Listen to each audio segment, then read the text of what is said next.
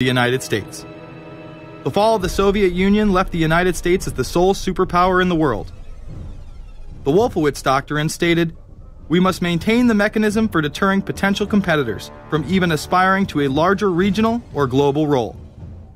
The New World Order was on display with the First Gulf War and the creation of a European Union. After losing to his crony Bill Clinton, he faded into the background as the agenda for a New World Order marched forward. After 1989, President Bush said, and it's a phrase that I often use myself, that we needed a New World Order. We have just exposed many of the globalist operations, including drug dealing, funding terror, dealing arms, and taking over the United States government by stealth. Whenever these agendas were threatened, those who opposed them ended up dead.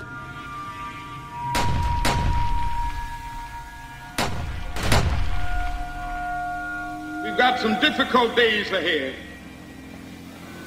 but it really doesn't matter with me now, because I've been to the mountaintop.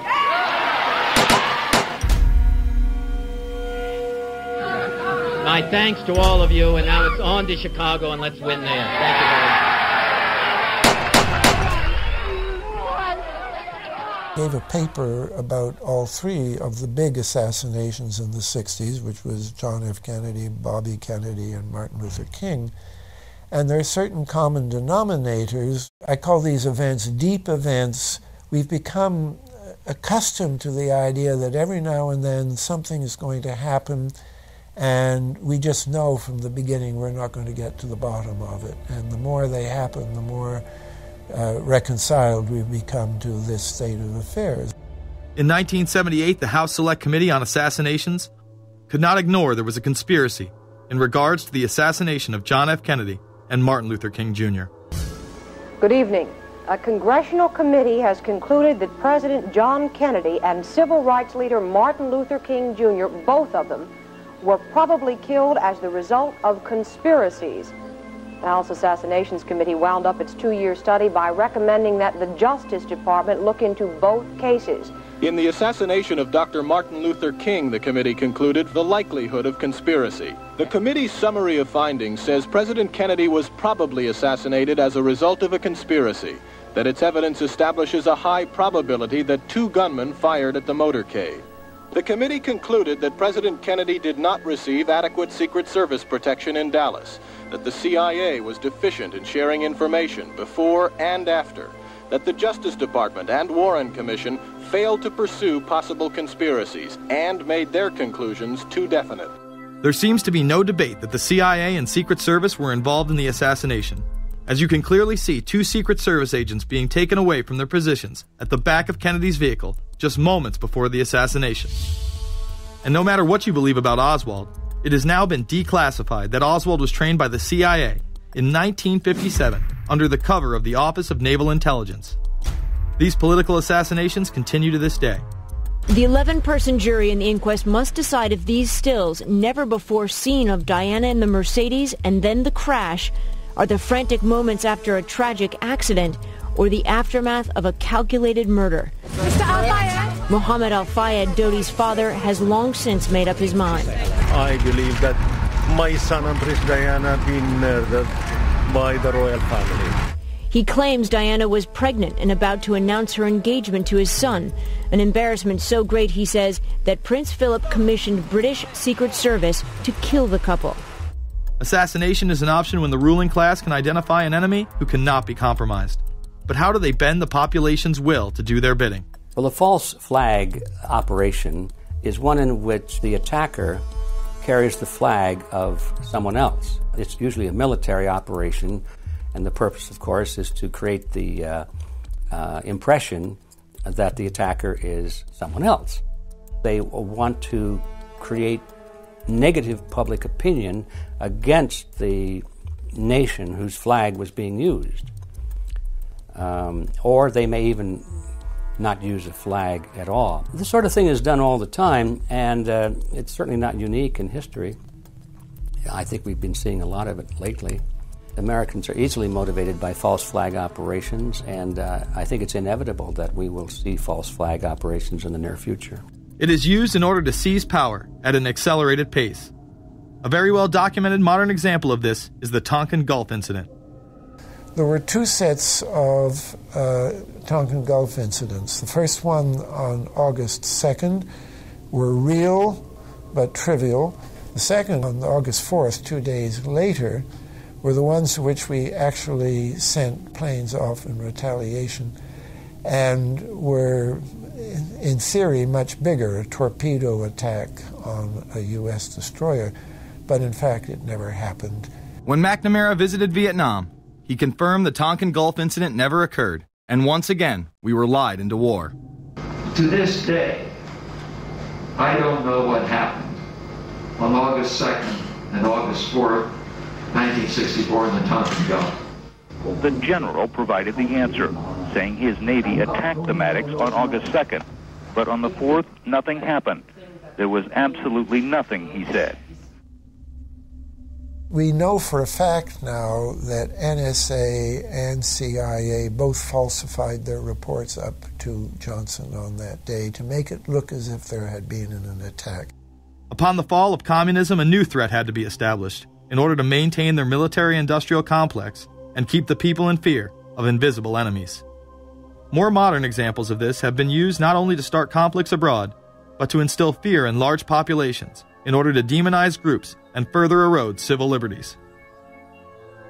The majority of people still believe that Timothy McVeigh was a right-wing extremist who bombed the Oklahoma City building with a Ryder truck because he was upset with the government. People close to the event told a very different story.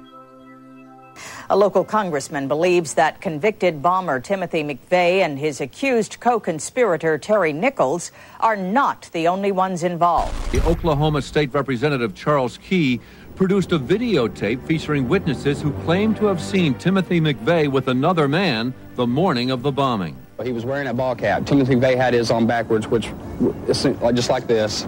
It was on his head. The other gentleman had his on like this.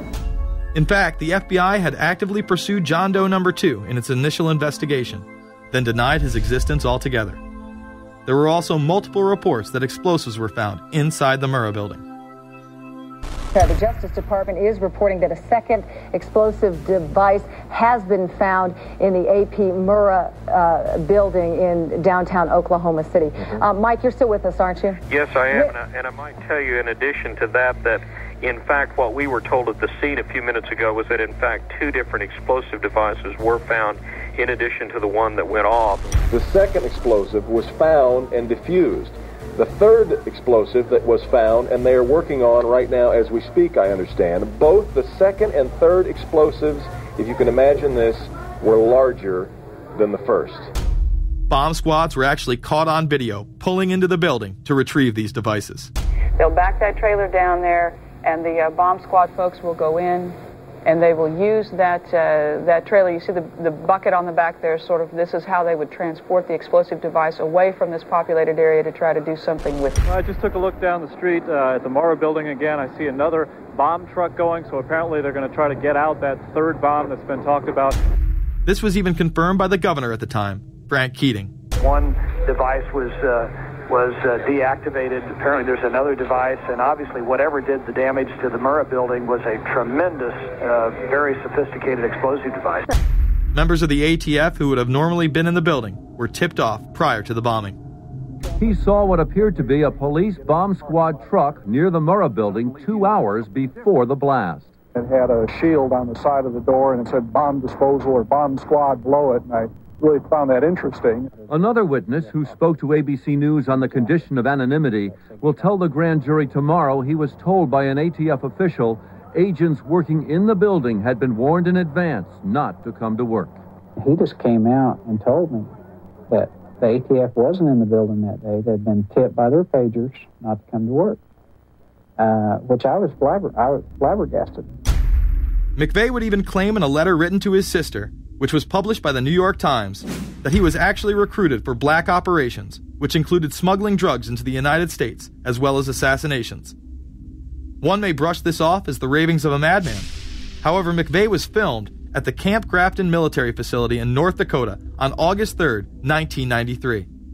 McVeigh's official records state that he was discharged over a year prior from the Army Reserve in May of 1992. Perhaps even more interesting, is that Camp Grafton was specializing in training troops in explosives and demolitions at the time.